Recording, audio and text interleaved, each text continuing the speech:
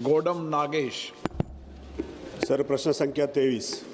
मैं इसमें व्यवस्था दे रहा हूँ कि क्वेश्चन नंबर 23 और 28 एक नेचर का आप तैयार हैं साथ जो पीएम श्री का दोनों? जी सर। मान्य अध्यक्ष जी,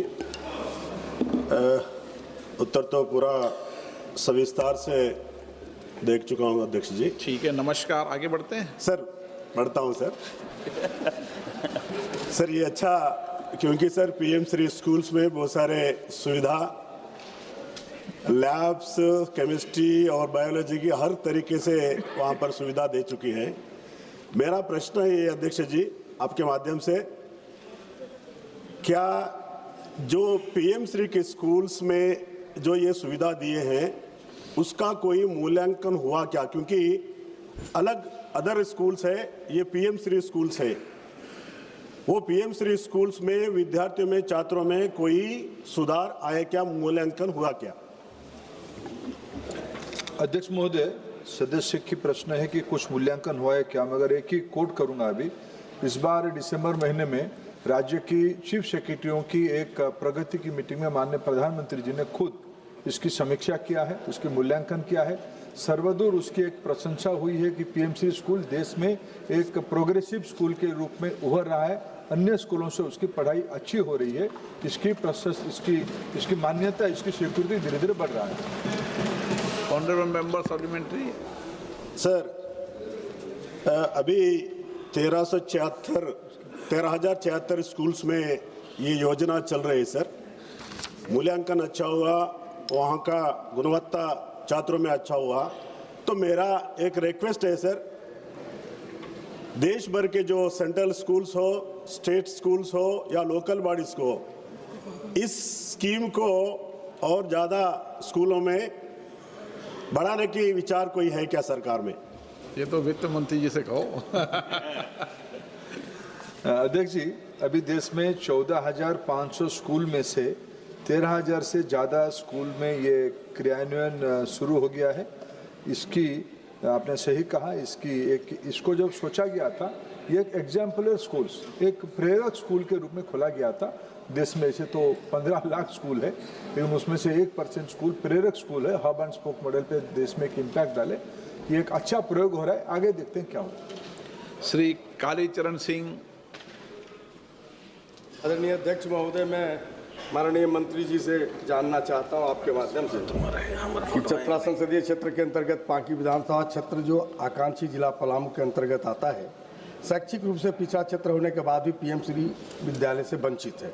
हाल ही में स्वीकृत 57 नए केंद्रीय विद्यालयों जिनमें आकांक्षी जिलों को प्राथमिकताएं दी गई है, उसमें पांकी क्षेत्र को भी शामिल करने की संभावना है क्या? अध्यक्ष जी, मैं व्यक्तिगत रूप में सदस्य जी से जो स्पेसिफिक प्रश्न पूछा है, मैं उनको समाधान करने की कोशिश करूंगा।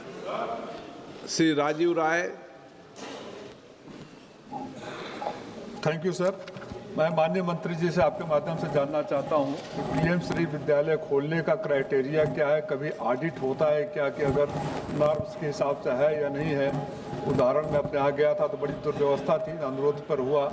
और जहाँ 30-30 सालों से कोई केंद्रीय विद्यालय नहीं खुला है, आबादी कई गुना बढ़ गई है, वहाँ कोई नया विद्यालय खोलने का विचार है क्या? अध्यक्ष जी, विषय पीएम श्री स्कूल को लेकर संबंधित है। केंद्रीय विद्यालय एक अलग विषय है। पीएम श्री स्कूल को खोलने की व्यवस्थित क्राइटेरिया है। उसकी ग्रामीण इलाका में एक मूल्यांकन की प्रक्रिया है, शहरी इलाका में एक मूल्यांकन की प्रक्रिया है। एक फॉर्मेट पब्लिक डोमेन में है, सारे स्कूल्स उसमें अप्लाई करते हैं, उसकी एक मूल्यांकन होती है। स्टेट गवर्नमेंट उसको भारत सरकार को समीक्षा करके भेजती है। ग्रामीण इलाका में 60% अगर वो क्राइटेरिया में वेटेज रहता है, उसको चयन किया जाता है। शहरों में 70% की। अभी तक 100% मैं कह सकता हूँ पारदर्शी तरीके से उसकी हुआ है। अगर कोई विषय छूटा है तो फिर उस राज्य सरकार के माध्यम से आएगा तो हम उसको देख सकते हैं। केंद्रीय विश्वविद्यालय का अलग विषय है। Question number 28 Shrimati Kalaben Delkar.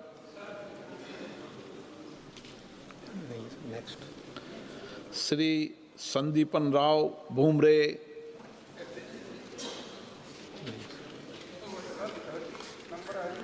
श्री पप्पू यादव।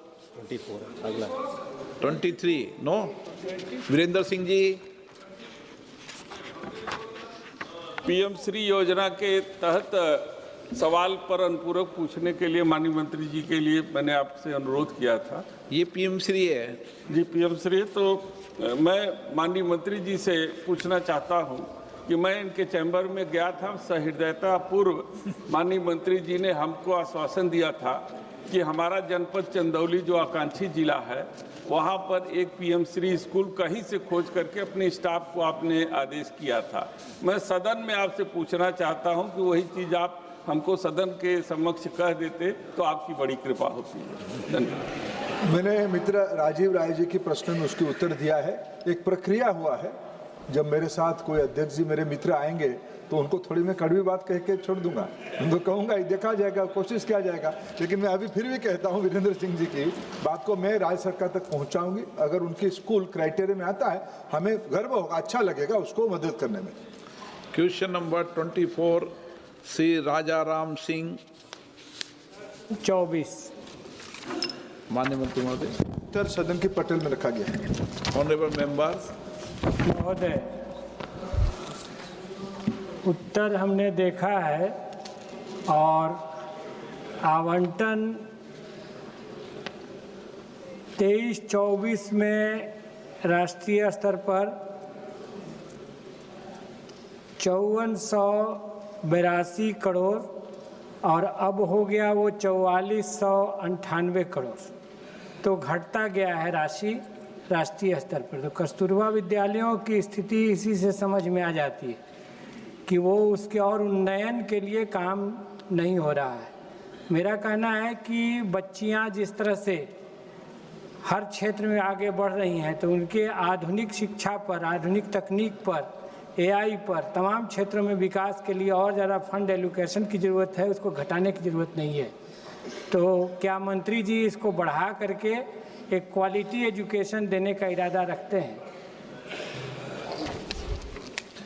अध्यक्ष जी, एक तो 25-26 की वित्तीय वर्ष सर खत्म होने में और 2 महीना बाकी है। अभी तक जितना खर्चा है उसको हमने विवरण दिया है। इसकी कोई कारण नहीं है वित्तीय प्रबंधन घटाने के लिए। राज्य सरकार जैसे जैसे हमको कस्तूरबा गांधी बालिका विद्यालय की डिमांड पेश करती रहती है, रिकरिंग खर्चे के हम उसको प्रेषित करते रहते हैं, उपस्थापित करते रहते हैं।